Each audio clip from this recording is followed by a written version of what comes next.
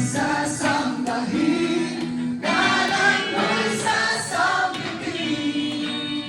Pagkapaibig mo ang siyang mahalaga sa'kin. Sa gitna ng kalungkutan, ika'y papupurihan.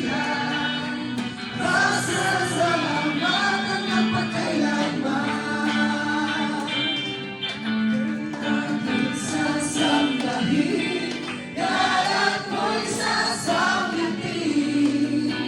Pagkakaibig mo ang siyang mahalaga sa'kin. Sa gitna